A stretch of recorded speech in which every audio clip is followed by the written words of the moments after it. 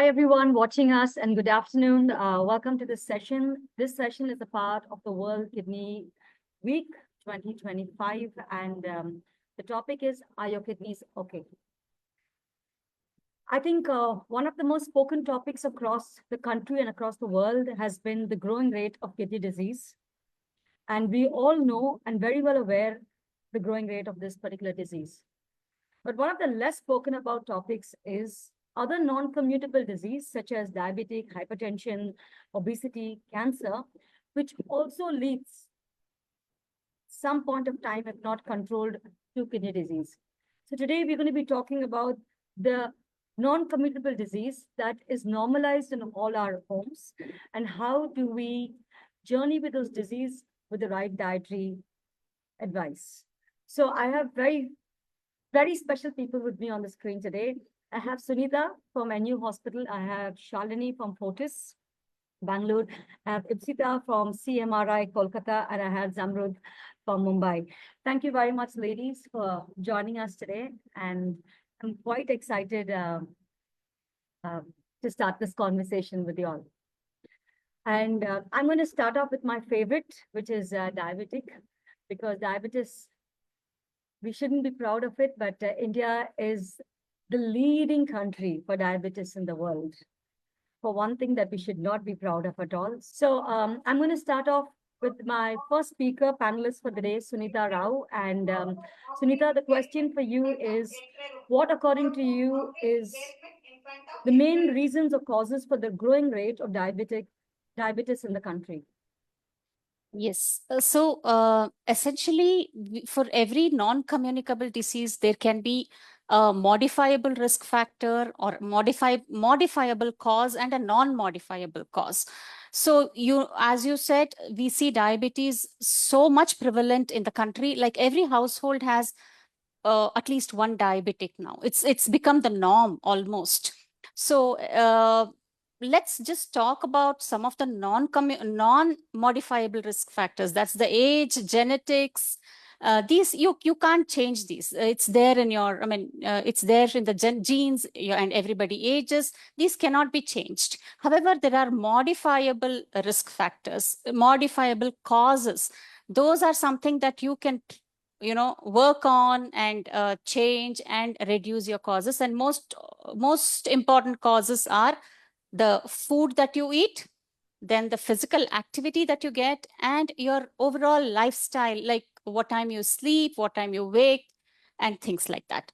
So these are the three most important modifiable causes. So everybody can work on these three to reduce their risk for diabetes, either prevent it from happening, or if you're already diagnosed of diabetes, then following these three in the right way can actually control the blood sugar levels, even if you're already a diabetic. So all three are important in all the stages, even before you are diagnosed of diabetes, and also when you are diagnosed of diabetes.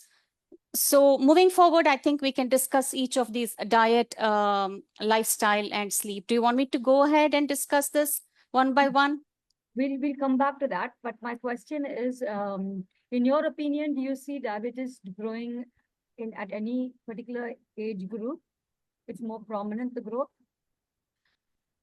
So there are two things. One is in the middle age. Yes, a lot of people are getting diagnosed in their 40s, 30s of diabetes. But the alarming thing is that you see that more prevalent than previously in youngsters. Like, when I started practice, I hardly saw a 20-year-old as diabetic. But now you see even 18-year-olds, 20-year-olds, 25-year-olds to be already having diabetes and on medications. So that rate of young diabetics are increasing. And what is the possible reasons for it growing with the youth in the country? The first and foremost is their sedentary lifestyle and faulty food habits. All three, actually. Most of the time you see these days, also youngsters don't sleep on time. Even if they're not working, they keep scrolling on their mobile, or they spend so much time on the screen time that they fall to fall asleep at 12 o'clock is the norm. 12 is very early in most of the urban cities. The diet, essentially, people are so much exposed to ultra processed food these days. They eat out most of the time. There is no fiber in their diet. There is no enough protein. Also in India, that is another problem. We don't get enough protein. We call ourselves vegetarian dominant, but then we don't eat vegetables. We don't get enough of protein either. So most of the time the diets are carbohydrate, grain rich, like, rice, chapati. All these are the max amount of foods that people eat. They hardly include vegetables. They hardly include the lentils or the eggs, lean meat. That's very less. Essentially, you ask somebody, some colleague of yours, what he had for breakfast, he will say some kind of a rice item. He will either say some kind of a lemon rice, or if it's a North Indian, it will be some kind of a paratha, right? So that is where the problem is. Every meal has to be balanced with enough amount of fiber, enough amount of protein, and it should be controlled in terms of healthy fats. Too much of fried food, again, tips your weighing scales. So all these are the most important causes. And all of us are stuck to our desk, isn't it? We sit almost 9 hours, we sit at the desk and work. So essentially, people are lacking physical activity. So one more question, because normally when you talk about a disease like diabetes, the first thing that comes to our mind is probably the food that we eat. We all have that understanding. But you mentioned sleep. I also understand the idea of workout, where it comes from. But can you add on to that particular point where you spoke about sleep and screen time and stress that also is connected to the growing rate of diabetic in the country? Yes. So most of the time we see IT professionals or businessmen who come home late and they have their dinner around 10:30, 11, which is so common. And then they either go to bed very early because they're very tired, which is again like a late dinner and an early going to bed early, even before the food is digested or the food has left the stomach. That is also an issue. And eating late and sleeping late. 12 p.m., 12 at midnight, they're still awake, either working or sometimes call center employees. So what happens is most IT professionals will connect to this. When I say every system, IT system, there's something called a downtime where, every, IT professional will know this. The system, computers need a downtime. Just like that, our organs need a downtime. And there's we follow the circadian rhythm, that is the sunrise sunset rhythm. We are human beings follow that. So essentially around 10 o'clock, all your organs need to be rested, and they need their time to detoxify, work on the clearance and the backlog and things like that. So even at that time, if you are awake and you are working, you're not giving the liver to detoxify, you're not giving the time for digestion to happen properly. So these things affect the way the food is metabolized. And most of the research papers from Harvard show that hypertension and obesity and diabetes does increase with a late sleep hour. So that is exactly how it works. Thank you so much, Sunita. Zamrud, I'm moving to my next favorite topic, hypertension. Okay, and I'm going to call it in layman's term, blood pressure. Blood pressure is also known as hypertension. And can you tell me, how is blood pressure connected to chronic kidney disease? And if you want to set a tone of what is blood pressure for a common man to understand, I request you to do so, please. Okay. So thanks, Marianne, for that question.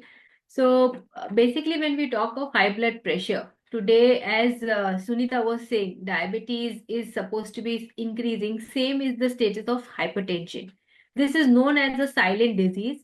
And if you go and check your blood pressure, normally a pressure of 110 by 70 millimeters of mercury is taken as normal pressure today. Now, how does this blood pressure affect your kidney? When your pressures remain high, it damages your kidney.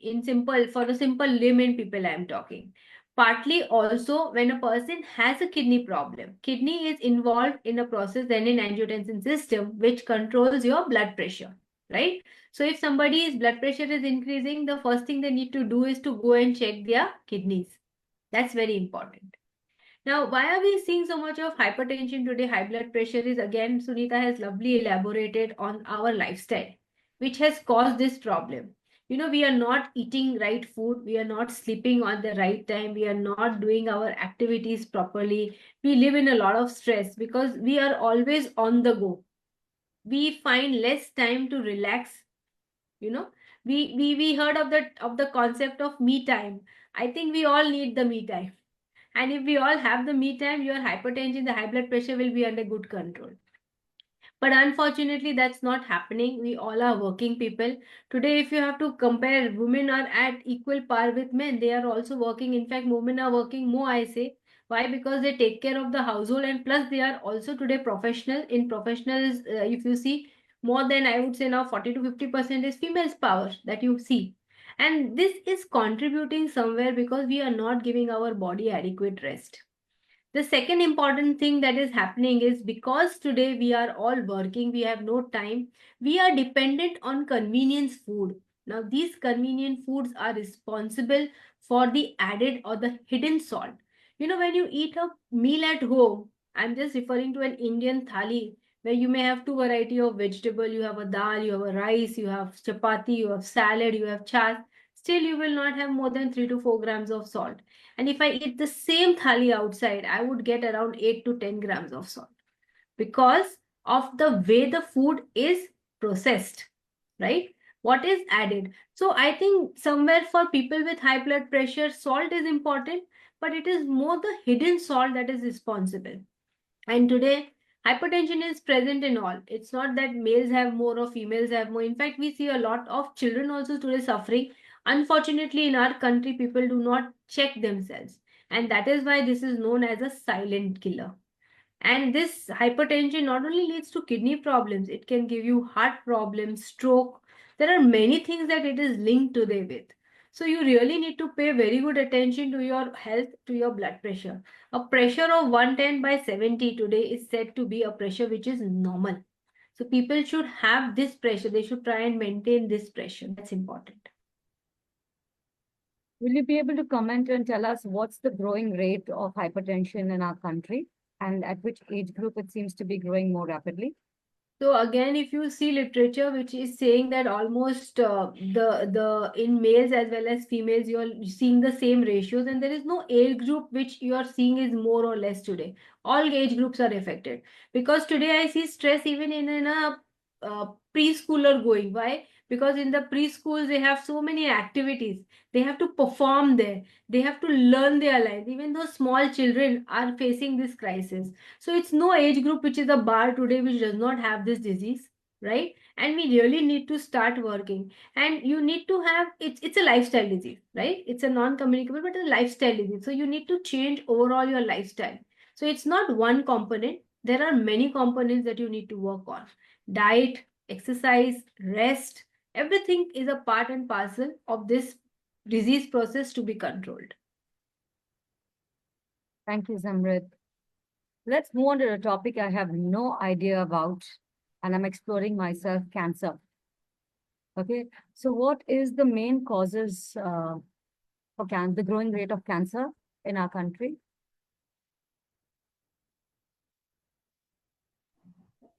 Hi, good evening. First of all, Hi, thank you Shalini. thank you to Vasanta ma'am and Kidney Warrior Foundation for giving this platform to share whatever I know on all the topics. So for your question, Marin, what are the etiology? Basically, what are the reasons for the growing reasons for cancer? Let's try to categorize it for making it more easier for everyone to understand. So to begin with, physical carcinogens, the ones which are physical in nature. You can take example of ionizing substances like radioactive substances. Now, who are exposed to these? Those who are working in, say, nuclear sector or research reactors, or those who are in medical field, those who are undergoing a lot of performing X-rays and CT scans and all that. So these are the people who are more exposed. Then chemical ones, chemical carcinogens are alcohol, first one. needless to say how important and how carcinogenic and how detrimental an alcohol can be to the body. So one is alcohol, and then you have aflatoxin. It's a fungus. It happens in few parts of the world when few of the nuts, seeds, example the groundnut, seeds, cereals, there's an excessive, if it's not stored properly, then there could be a chemical which is coming out of aflatoxin fluid or fungus. And you have asbestos exposure and arsenic. So people who are working in mines and industries, and those who are in semiconductor industries, factories, these are the people who are continuously being exposed. So once in a while, if you have some asbestos in the air and you have an exposure, it has not a problem. But those who are routinely working in a mine and in industries like that, those who are routinely getting exposed, they are at high risk of developing lung cancers because of exposure to arsenic and asbestos. And then you have biochemical or biological factors like virus, bacteria. So like HPV, human papilloma virus, which usually gets transmitted by sexually transmitted diseases. And then H. pylori infection that comes because of acidity when you have an increased exposure to outside food. So this happens basically by food and water which is contaminated. So a person who is habituated or eating outside many a times, so he has high susceptibility to get H. pylori infection, right? So this is one. Can you repeat that infection again, please? H. pylori. Yeah, H. pylori. Helicobacter pylori. Okay. Yeah. So this this is very common, and once a person gets exposed to it, there are chances that he'll keep getting it again and again. And they will have to undergo a test, and they will have to take a kit for, say, antibiotic kit for 2 to 3 weeks. But they have to be very careful that their outside exposure to the food has to be as minimal as possible, because the hand hygiene, food hygiene, which is prepared outside, their gut goes for a toss. That's why they have to be doubly careful of eating outside. Then comes your other factors like lifestyle, diet, obesity, lack of exercise, and hormones, because hormones also plays an important role. For example, you have estrogen, which goes high, and that can increase the proliferation of cell, and increases your chances for breast cancer, endometrial cancer, and insulin resistance. And all these are diet related, right? So diet related, basically lack of a balanced diet when you have increased exposure to refined ultra processed food, lot of red meat, no fiber at all. So these are the ones factors which, and genetics, of course. So it could be either inherited or it could be acquired. That means it's basically just 5 to 10% of chances that we inherit cancer, okay? But most of it is 90 to 95% is acquired, means what we get exposed during our lifetime. For example, as I told, all the environmental factors, dietary factors, which makes a mutation in our DNA or changes in your cell or cell proliferation, that increases our susceptibility to get cancer. So these are the different types of etiology. Shalini, I'm going to pause you there because that's a lot of information for me to process also over there. But the one thing that I understood from what you're presenting over here is there are various different industries, okay?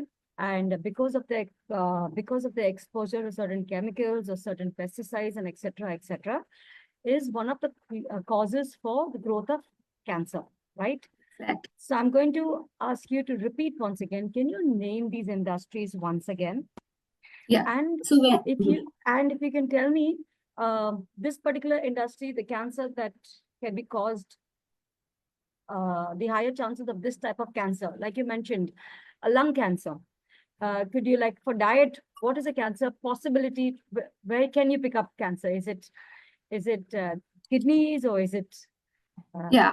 So see, those who are, many a times we see those who are in food industry, right? Those who work, those who own the company, those who are at the cashier department, no? Those who are making the bill and all, they really don't get time to go out and eat. So most of the time they'll be eating there only, right?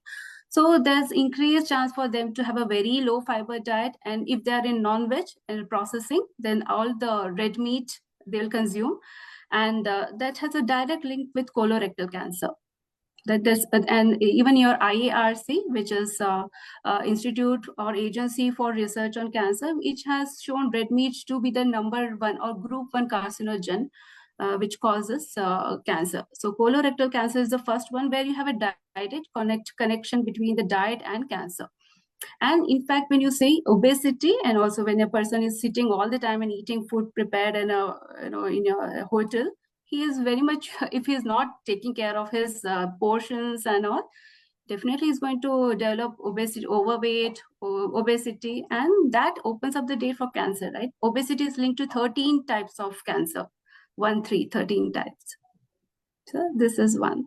And prostate cancer also, breast cancer, endometrial cancer.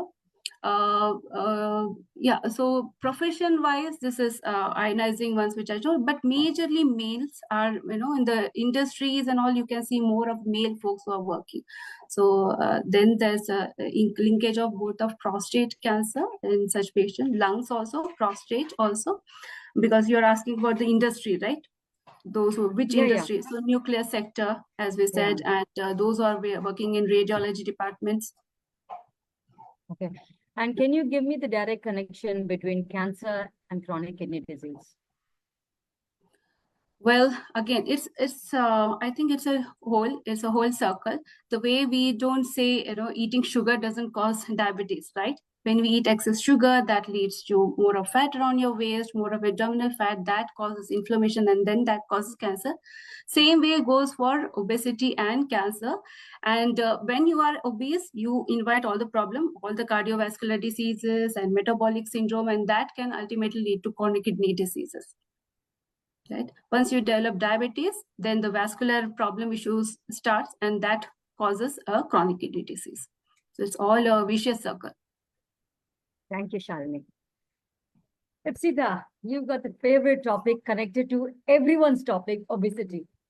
So can you tell me what, according to you, is the main causes for the growing rate of obesity? And do you see this growing at any particular age group? Is it male, female? Good afternoon. At the outset, I would thank Marian for inviting me here, and of course, Kidney Warrior Foundation and Vasundhara ma'am for all this. So, causes of obesity, basically, if I go by the simple definition, this is a result between the imbalance between the calorie intake and the energy expenditure. That means what we are eating and what we are spending. There is no balance between that. If the intake is more than the expenditures, automatically rest of the things are inside our body. So that we become obese for that. So here the causes may be overeating, frequency of eating, physical inactivity. After this pandemic, we have gone through such a bad phase, and we are recently dependent on such good apps which click of a button, they deliver food at home, and for our own enjoyment, because in our society, any enjoyment, any suffering, anything starts with eating and ends with eating. So this click of a button apps are really helpful or detrimental to our health, I don't know, but they are really, really creating this to the society. And at the same time, there is no direct demarcation that only rural urban population is getting obese. Even rural population, even children, everyone is getting overweight and obese. So there is no direct, I can say, I should not say like this, that only urban population has that availability of so many foods, so many eatables and eateries and all those stuff. Village people do not have, but they're also growing old, getting overweight and obese.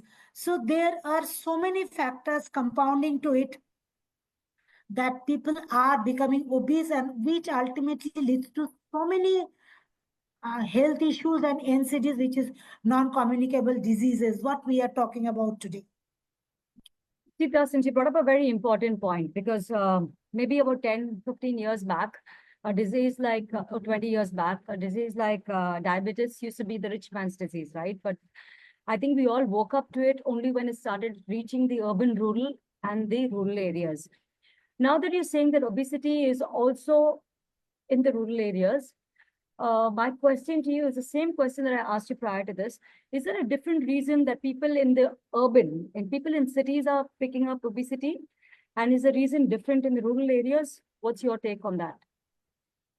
Basically, see, lot many that packaged food items like chips and all those junk foods which are available in rural population also. So these children, even I have seen in my chamber, in my practice, mother has come for weight reduction. A 1.5-year-old child on her lap.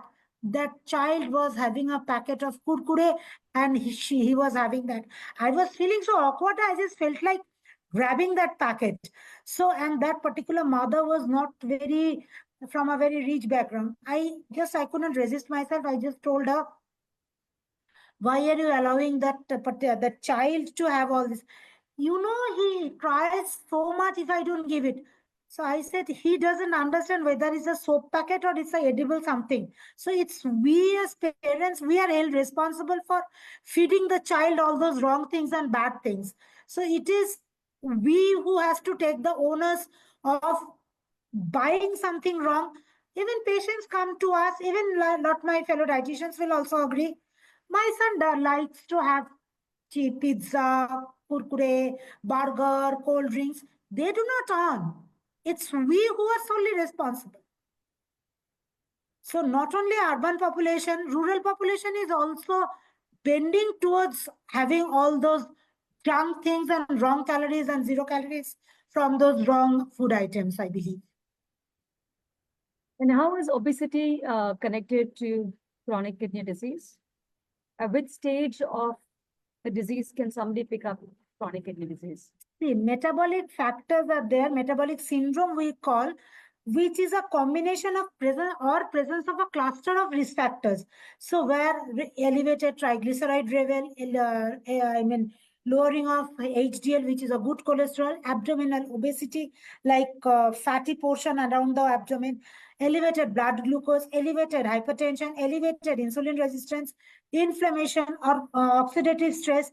These are the factors which in a combination develop metabolic syndrome. So amongst all these, blood glucose, hypertension, insulin resistance, which for a long period ultimately leads to CKD. So directly, if you find the correlation, so one particular disease is linked with so many things, and ultimately those are affecting one of our organs slowly. Thank you, Rita. Let's move on to another topic of discussion, which is connected to all the different topics we're talking about, is ultra-processed food. Because when each of you are presenting one of the disease, the common factor is ultra-processed food over here. And with respect to your own disease, can you highlight on ultra-processed food and the impact it has on the respective topics you're talking about? I think, Sunita, we can start with you. Yeah. So, Marianne, I was just listening to Ipsita talking about how the children, even from rural background, are actually more tending towards this processed food. She was taking an example of chips and other things. So this we see this very often these days. Essentially, we used to associate when you move out of your city and drive towards the villages or towns, you see that there is more of tender coconut water instead of a soft drink and things like that. Those days are gone. Now you travel out of the city outskirts into rural areas, you still see the soft drink bottles, and you hardly find tender coconut water or any shikanji, lime juice. All those are kind of the drinks of the bygone eras. People take pride in offering you a soft drink even in rural area. We were actually doing a kind of a session there. We had a session, awareness session in the rural area, and then the first thing they brought to us, because we were their guests, was a soft drink bottle. Not tender coconut water or a lemon juice or anything like that, or even for that matter, but buttermilk. So that's how ultra processed foods are becoming the thing even in rural areas. And the marketing techniques used by these ultra processed food, I don't want to name them. I think people already know. It could be instant noodles, it could be the bottled beverages, it could be the chips, everything. The smart marketing moves by these people, what they do is they package it in a small unit, which is very easily affordable even by the poorest of the poor people. Something like a soft drink small bottle will cost you only 5 rupees, which is very easy for people to, and it's very addictive. We all know, as nutritionists, we all know, but I think one thing you have to create awareness in the community is the sugar and the salt are highly addictive. The more you eat, the more you crave. So that's what is happening in the entire community, urban, rural, wherever you go. The higher the salt content, the higher the sweet, the sugar content the food has, it makes them more addictive. They crave more for it. The parents if the parents are extremely well informed, maybe somewhere they put a barrier and say, okay, kids should not eat this and things like that. But otherwise, when people are like very busy fending for themselves and trying to make two ends meet, then where do they have the time to educate their child and say, hey, look, don't go there and buy that, instead buy this. They will just give some 5 rupees and let the child buy whatever they want. So that's what is happening. And these ultra processed foods they lack nutrition. They actually don't have the proteins, fiber, or the vitamins and minerals that are actually essential for the body. They are just 0 calories. Empty calories. So empty calories means they give you a lot of calories without any underlying nutrition. And that is what is leading to diabetes, obesity, cancer, and also hypertension. All these non-communicable diseases are linked to each other. It's a metabolic syndrome. And ultimately they lead to end organ damage. So ultra processed foods are foods that only have calories and no other nutrition. And they are very addictive. Vanita, now that you mentioned an important point of having empty calories, which means completely useless calories. Okay. And Ipsita, can you comment on, take it over from here about how ultra processed food is directly affecting the growth of obesity? Of course, what Sunita was saying in continuation with that, Yeah. our dietary pattern leads to so many complications because we are having ultra processed food, we are having refined food items. So like what we can say, the nature of starch, the type of rice we are eating polished rice. We never go in for brown rice or so-called the previous day, the way rice, red rice, black rice. These all we hardly have. Maybe some part of the country is like where Sunita is from. So there, that part of the country, usually they prefer red rice, brown rice, black rice. But where I work, where I stay, there is no such, I should not say awareness, the palatability or the inclination towards having that is not there. Physical characteristic of the food, they do not even consider the fiber content of the food. We are at the beginning what Sunita was saying, we consider as our country as a vegetarian country, but hardly we eat vegetables. And if we at all eat, we eat potatoes, a lot of potatoes, which internationally or if I go abroad, that is given as counterpart of cereals, whether we want to have spaghetti or want to have rice or bread or mashed potato. But in India, potato is used as a vegetable. So we eat a bowl full of potato as a vegetable. So these are the basic things which affect our dietary patterns. And few dietary patterns are there where if we focus on like little energy restricted diet, where if we can focus on controlling obesity, controlling type 2 diabetes, controlling some inflammation, some cardiovascular diseases. Some diet, those diets are rich in omega-3, so that also works positively towards inflammation and cardiovascular disease. there is something called low GI diet, the glycemic index, which is dependent on your diabetes is dependent on that. So that has if you are on low GI diet, that can keep a good control on your type 2 diabetes. And low carbohydrate and moderately high protein diet, that has a good control on your obesity. So these are little tweaking in your diet and a little bit of modifications in your diet. You can keep a good control on your metabolic syndrome or obesity or hypertension or diabetes. You can have a good control, and almost if I do all this, we can keep a good control on our ultra processed and all those packaged and processed foods which are rich in processed item rich in sugar, rich in salt, and all those food additives which are also not good for us. Thank you, Sita. Shalini, in the beginning, when you presented the growing rate of cancer, you did mention at one point of time red meat, right? Is it true that excessive consumption of red meat could lead to cancer? And can you highlight a little more about the same?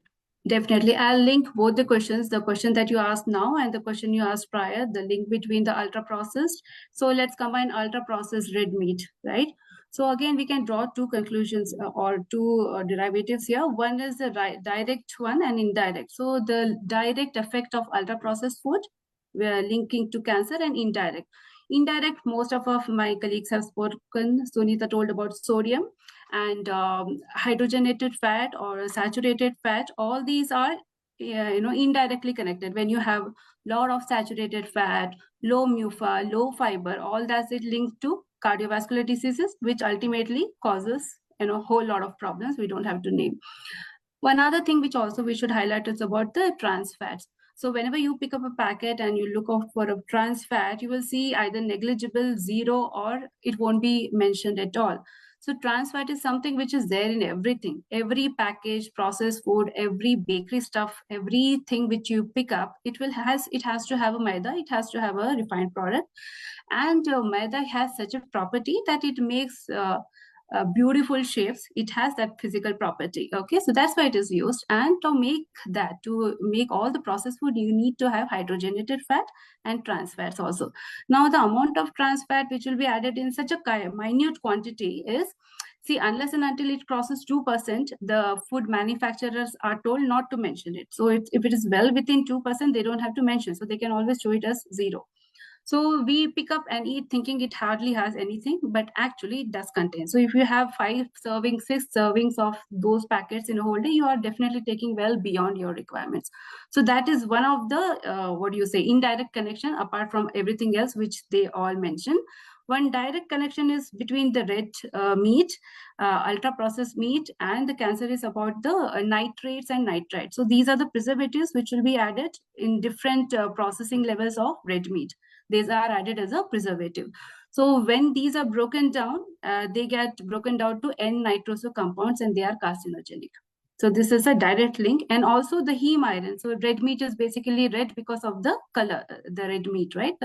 So these heme iron also, when they are broken down, they get converted to N-nitroso compounds. So excessive consumption of red meat is linked. And also we have you would have seen, obviously, I think the high grills, all these rotating kebabs and all, they'll be rotating and it will be cooked under high temperature. So when we expose all these red meat, ultra processed stored red meat, because it will be cut, all these cuts will be kept for many days, right, with all the preservatives. So when it is exposed to the red high temperature, the blood and everything starts dripping down. So what is produced is a PAH. It is aromatic hydrocarbons. So HCAs are there. So I'll just won't go for the so HCAs, basically hydrocyclic amines, and PCAs are there. So when these are produced because of high temperature, these are carcinogenic. And these drippings, when they fall on the source of heat, I mean, whatever is the coal or whatever is burning, when these drippings fall on that, it produces the fume. And these fumes obviously goes and gets settled over the pieces of red meat only, and everybody eats that. So these are number one carcinogens. So whenever high temperature is subjected to red meat and the cooked stored red meat with lot of preservatives. This usually, I mean, it's not once in a while that people eat. The consumption is way too high. You will start in cities, you will see that weekends start right from Friday night, it goes up till Sunday. So but it's not once in a while consumption, it's an over and excessive consumption. So apart from all other things, this is a very, very risk factor. And there are numerous research papers which has shown there's a direct link between consumption of red meat and cancer. And also there's no fiber, right? We don't get any fiber from meat. So yeah, that proves it all. You're on mute, Mary. I'm going to come back to this topic of fiber because it seems to really come up a lot in your discussion. But and I don't think we've really spoken so much about fiber other than when we did the nutrition book. But Shalini, I'm going to continue asking you. So is there an ideal amount of red meat an individual should consume through the course of a week? And if yes, what is that amount? And what is the ideal way to consume red meat? Okay, first part, people will not like me when I answer. I would say as less as possible, probably once in 3 months, because the processing itself take I mean, you go to the industry and see, probably you would not know. So as less as possible. Whereas when people want to consume fish, probably we can go ahead, we can more of like freshwater fish, probably not in the fried form, probably curries would be fine. And there are different ways where people, non-vegetarians would know, they use, they put it in a banana leaf, steam it, or use the oil of the fish itself to get it cooked, right? Or you put it on tawa, put a katori and let it get cooked under that. Or even chicken skinned out and boiled, which also probably once a week or twice a week, 75 to 100 grams, preferably in lunchtime. I understand people work throughout the day and only at night they would get the time to have, but they have to balance it out. If possible, at the lunchtime would be better, but no, but it's actually subjective because it's not that feasible for everybody. Egg definitely can have more, but red meat as less as possible. And So your next question. No, I'm going to pause you. You say less as possible, less as possible. I want you to give me a number, please. And if not, Shalini, Yes. anybody can give me a number also. Yeah. I'll finish first. So red meat, Yeah, as I sure. told, chicken once or twice a week, fish 3 to 4 times a week, egg whites daily. And red So meat that is once a 1 minute. That will Yeah. complete my whole week already. So I Yeah, can have but- non-veg every day? but in a healthy way. Okay. This is a healthy way, right? Fish curry rather than a fried one. Chicken also made at home, 75 grams, cooked, steamed without, fried that way. It's not red meat. That's why. Yeah. So coming back to the amount of red meat again. What is the ideal amount for someone? Anybody else can give me your inputs. According to you, what's the ideal amount? I just want to add to what Shalini says today. Sure, Even Samrit. in meat, you have lean cuts available. At least, and it is not processed. This is fresh. So again, people who are doing it and they are going, she said the right thing that if you're processing it at home, you're cooking it maybe 50 to 75 grams once a week, then it becomes okay to take. But yes, if you're going to eat that outside food, which she rightly described the way it is processed and it is done, then she's right. Once in 3 months is the upper limit. And if you're asking a number, it is 50 to 75 grams. Okay. If it's consumed outside Zamrit or if it's eaten at home? So at home, once a week, that much portion is fine because you're going to cook it in a curry. You're not deep frying it. You're buying the lean cuts. Lean cut is also available today in red meat. That means the fat portions are out. So it is more of the proteins that you get. So that way you can use it. I feel this is fine.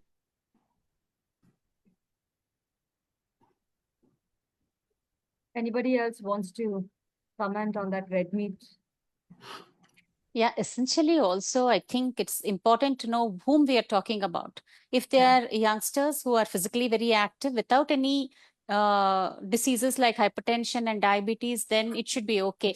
And as Shalini and Zamrud have said, they have mentioned the amount, and you should look for, even if it is if it is chicken or red meat, better look for pieces that don't have that marbling of fat in them. So when you cut out the red meat, you can see fat deposits, like it's called the marbling of fat. You can see the streaks of fat embedded inside the, the pieces. So that would be that is actually understandably the tastiest cuts of meat, because the fat gives the taste to the meat. But then if you want to, the healthy cuts would be the ones without that marbling fat marbling. You have the, like Zamrud said, you have to select lean cuts without that marbled fat. And then it has to be cooked in a healthy way without actually, see, the moment people say non-veg, the first thing, the go-to would be the kebab. That's not what is healthy. The one that is healthy is either first cooked in a pressure cooker well, and then maybe tawa roasted or something like that. And yes, 75 to 100 grams also depends upon who is eating it. If somebody is already having, for example, for our CKD patients with chronic kidney disease, we wouldn't advise red meat. But chicken and fish are okay, and having egg whites daily are perfectly fine. But if they're also diabetic and they have cholesterol issues, then also red meat would be preferably the last option, and best avoided, and stick to lean meat like chicken and fish. So it depends on whom you're advising. It's very interesting you're saying this, because till before this call, I would have thought that having meat in form of kebabs is the best way to have meat. In spite of all the knowledge that I work with you all, I still In thought that addition, I having- would say, yeah. in addition, I would say what three of my fellow dietitians were saying. Whom he was saying, that means how compliant they are. Once dietitian has said yes, that means instead of once a week, we can go in for once per day. So that particular person, we have to understand the psychology of that particular person, and then only we can recommend. That has to be there, because once a green signal from a dietitian, they take it so easily. Dietitian has said yes, that means I can have it. So it cannot be done like that. What Zamrud was saying, Sunita and Shalini, all were saying absolutely. Once in a while you can have that. But that once in a while has to penetrate his or her thought process. Namrud, my next question is for you. And when you think of ultra-processed food, the simple science is anything that comes in a packet has enough of salt to give it a longer shelf life, right? Can you highlight on how bad this is for human health in connection with hypertension? So when you're looking at hypertension, high blood pressure, and these ultra-processed foods, whatever the ultra-processed food may be, you have to understand that it will have two types of salt. One is salt per se, which is added for the flavor of that food. And second is the preservative form of salt that is going to be added. So I'll give you a simple example. I was just reading a Lay's wafers packet, and it said that it is high in salt, but they didn't quantify. But when we were trying to find out, that small pack of 10 rupees has almost 7 grams of salt. And if I have to read the statement that WHO has given for people to consume salt, it is 5 grams of salt per day. So if we are eating these ultra processed packet foods, which you have to read the labels very carefully, what is the salt? So salt is per se, as I have told you, for flavor, plus in the hidden form, which is the preservative. So then these foods are not good for people. Actually, if you ask me, these are not good for everybody on regular basis. Once in a while, as we were describing, it is okay. But these foods are definitely not good for people with hypertension. See, in our country, we do not have the concept. We have the concept of salt, but we do not have the concept of low sodium foods. Okay. Our country, people understand still salt, but there are foods which are rich in hidden salt or the natural salt, which is in the form of sodium. Now, when you go abroad, you get a lot of products which are low sodium or low salt or zero salt, right? But in our country, we do not have these products. In fact, I started working on this and I have developed products with no salt, added salt. But natural sodium is going to be there. The hidden salt is going to be there, right? So when you're talking of these ultra processed foods, you have to understand that these are going to be very high in salt or sodium, which both are bad for our population. We are not only talking of hypertensive, it applies to all. To people who are obese, who are hypertensive, who are diabetic, who may have cancers, or probably even our CKD population. Because a normal person, today WHO is recommending a salt intake of 5 to 6 grams for normal people. And when you're talking of therapeutic states, then what do you give? Right? So these foods are definitely not good for all. Occasional use of this food is fine, but not on regular basis. Namrud, you made a very important point. I think we need to break that down a little bit, okay? So what do you mean by high sodium food and high salt food? What is the difference? Because most people don't look at it as a difference itself. And give us some examples. So I'll give you an example. Our salt that you use, 1 gram of salt when you use, it has two components. The regular, it is sodium and chloride. So the sodium component in that salt is 400 milligram, right?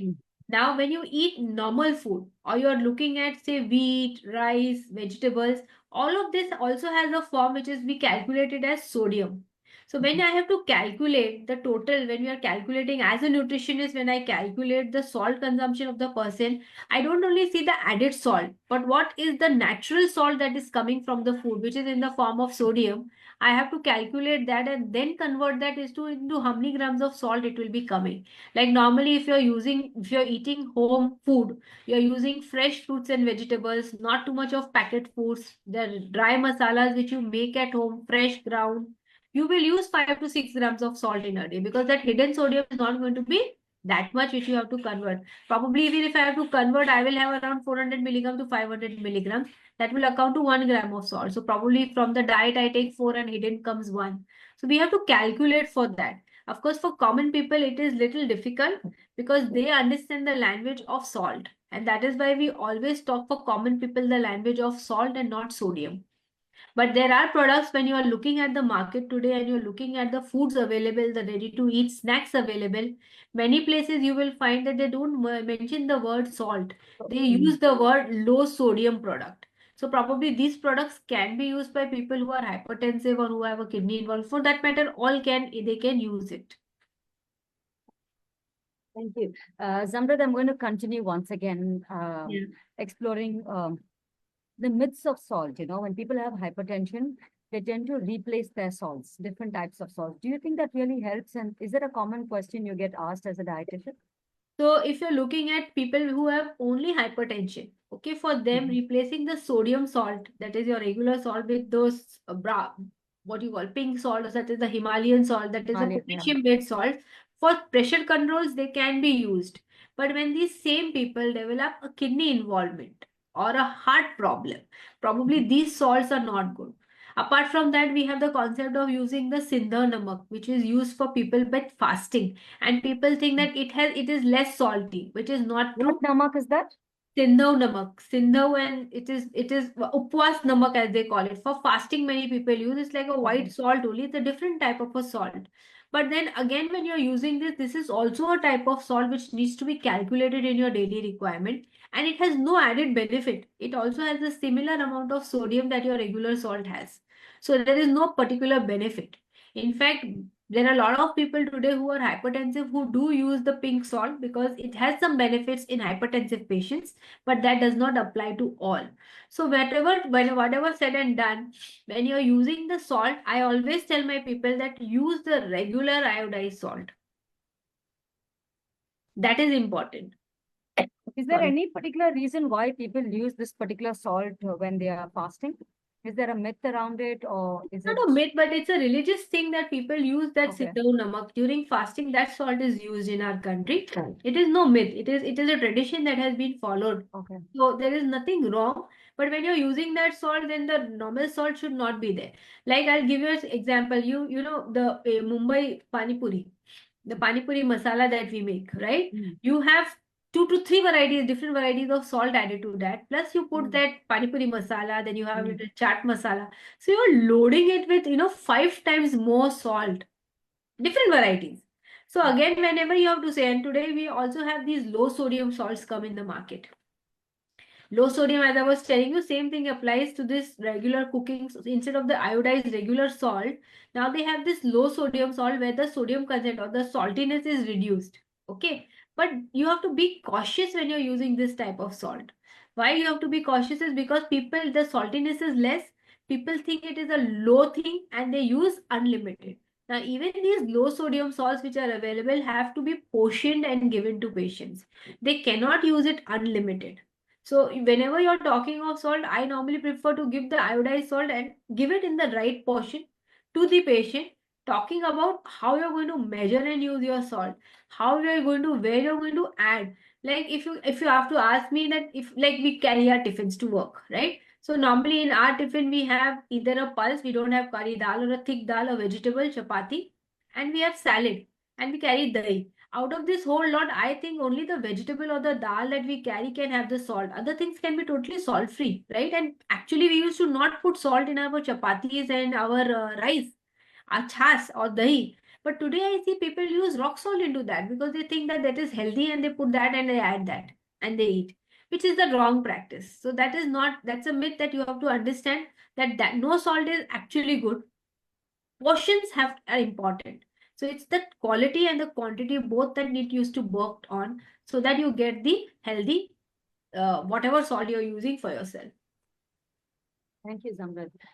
Since all of Marianne, your- I would just want to add, since Yeah, I know please. that we have viewers from all over the country, Zamrut was mentioning about the Sendhav Namak, right? So in South, it's called Sayandra Lavana, or in Tamil, it's called Indu Uppu. So yeah, rightly said, it is used in fasting foods, essentially because it has a lot of minerals, other minerals. And so when people are fasting, they tend to get weak and exhausted. So this Indu Uppu or Sayandra Lavana, it has a lot of other electrolytes, so it adds. So that was the concept long time back. But people these days, they misuse it, like Zamrut said, because it is not as salty as the sodium chloride that, like the Tata or Ashirwad that we buy. They think this is good salt, so they land up adding more of this pink and herbal salts. And at the end of the day, I think because they're using a lot more of it to get that taste, salty taste in their mouth, they, at the end of the day, they are probably achieving the same amount of sodium. So that's one myth, you know. Yeah. Thank you. I was just going to ask you, Sunita, what is the salt called in South India? But thank you for bringing that up. Since all you ladies spoke so much about fiber in our diet, okay? In your own words, just stick to one point so that everybody has a chance to give out a point over here. How is a high fiber diet? How can a high fiber diet help us with respect to your own respective diseases that you're talking about? How can it be a game changer? Whoever felt you've never spoken for long can go. Zamrit, go for it. Okay. So when you're talking in context to hypertension, when you're giving a high fiber diet, you're adding natural fruits and vegetables which are high in potassium along with the fiber. And that is very good in controlling your blood pressure, the other mineral that comes in. So I think high fiber is a need. It helps in bringing down, even controlling your weights. And obese people have more blood pressure.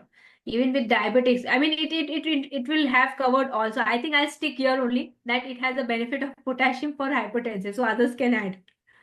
Thank you, Yeah, Zamrit. so for diabetes, essentially, when there is enough fiber in the meal that you're taking, that is, there's a lot of vegetables or the whole grams, like, you know, the chana, rajma, the sundal that we call kalu, we say in Kannada. So essentially, this fiber, it takes a little while to digest in the stomach. So it takes a little while longer for digestion. So people with diabetes, it's very, it helps them because the slow digestion leads to slow release of sugars. It doesn't instantly spike their sugars. And so in the intestine, the fiber forms a very protective coating so that the refined carbohydrates are not easily absorbed. So the slowing down of the absorption and release of sugars into the bloodstream is slowed down because of the fiber. So that is why it's very important for in every meal of a diabetic patient. Can I For go next? obesity, I can. No, Okay, no, yeah, please yeah. go ahead. Please go ahead. Pinky, ponky. Okay. If Sita, go ahead. Yeah. Basically, fiber prevents obesity also because it promotes the satiety. Because more the fiber, more you become satiated. Once you are having one meal which is rich in fiber, so you are full. So your intake is lesser. So what Sunita has said, it slows down the digestion process and absorption of nutrients, which ultimately potentially influence the gut microbiota also. So all of which can contribute to the reduced calorie intake, improve metabolic health, and high fiber food are more of feeling. What I was saying, the bulk and texture of the fiber-rich food can slow down the rate of food consumption, further contributing to satiety. So these days we call language, which is called food sequences. So there also we start with, first we can have chas and all, or soup, whatever if you want, we can have a bowl full of vegetables with salad. Then we can go in for some protein and some carbs. So by the time we reach carbs, we are already you can say 75 to 80% full. So we won't have that capacity to eat so much. So fiber plays a very important role in satiety. Sita, you just gave out my whole dietary plan. I lost 10 kilos in the last 3 months following that diet. That's a simple change in that. And it made a huge difference going in that order of eating. Yes, Shalini. Yeah, so as told already, when there's a direct connection between the diet and colorectal cancer. So obviously, when you eat good amount of fiber, you are keeping constipation away. And there have been studies where long-term constipation people have been prone to colorectal cancer. So there's a direct link. So good amount of fiber, no constipation, no colorectal cancer.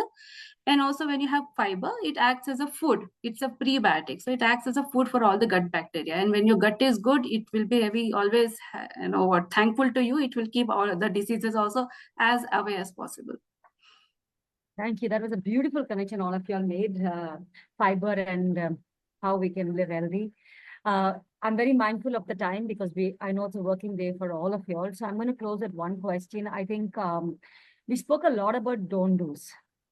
Let's not end it with the don't do's. Let's end it one small tip from your side with respect to the disease that you have chosen and how we can make a small lifestyle change. 1, 2, 3 tips is also okay, but sure. Okay.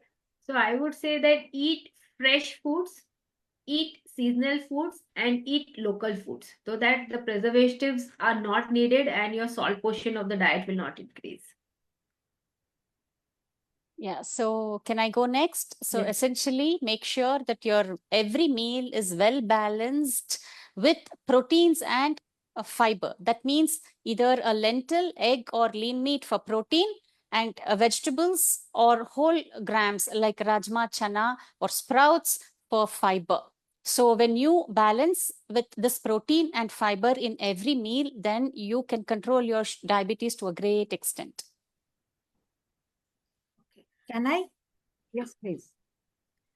Yeah, for obesity, covering my point, a healthy diet rich in fruits and vegetables and whole grains, while limiting the processed foods and sugary drinks and excessive fat. Basically, these are the key in managing and prevention of obesity. At the same time, exercise, physical activity is mandatory. At least 30 minutes, 5 days a week, we have to do that. Only giving a portion control on our meal and no activity via couch potatoes, that won't help in any way. So whichever dietary advice you want to follow, because there's a lot of influx of information, more of a misinformation than information. So people have to be mindful of whatever they're absorbing. So anything that they want to inculcate in their lives should be something which is practical, logical, scientific, rather than don't get swayed away with all the information, because more of cancer is diagnosed on social media than actually in the clinics and in hospital. So be moderate.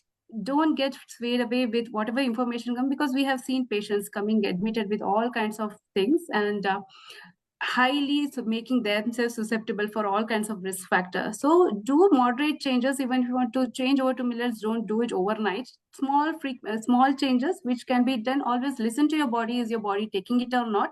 Make small changes, observe, and make the changes in your own. If it's a Maharashtrian thali, Gujarati thali, South Indian thali, make small changes, and I think you should be good to go, rather than making 360-degree change and quitting everything. So just a normal balanced diet, something which is sensible, logical. Listen to your own logic and common sense. That's all what I want to say. Thank you, Shalini.